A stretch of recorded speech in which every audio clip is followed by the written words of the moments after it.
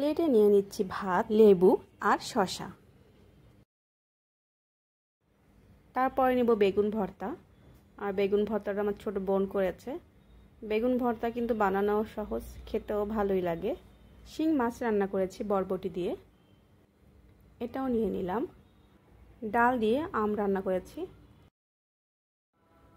আর রান্না করেছি পাবদা মাছের ঝোল।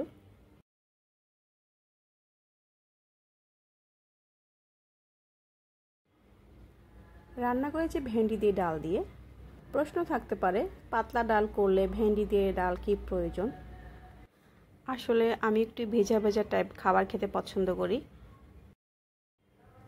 আর ডাল আমার খুব পছন্দের একটা খাবার। ডাল খেতে অনেকেই পছন্দ করে, খুব কম মানুষই আছে যে ডাল খেতে পছন্দ করে না। দেখা যায় যে এরকম হয়, আমি মাছ দিয়ে ভাত খাচ্ছি, সেখানেও আমার ডাল লাগবে খেতে, নয়তো আমার খেতে ভালো লাগবে না। আমি ভর্তা দিয়ে ভাত খাচ্ছি, সেখানেও আমার ডাল প্রয়োজন, নয়তো আমার খেতে ভালো লাগবে না। তো এইরকমই আমার পাতলা ডালটা খুব ভালো লাগে খেতে আর কি। অনেকেই ভাবতে পারে ভেন্ডি দিয়ে ডাল দিয়ে খেতে কেমন লাগবে। আসলে আমি একটা আপুর রেসিপি দেখে এটা শিখেছি, এভাবে রান্না করে খেলে ভালোই লাগে।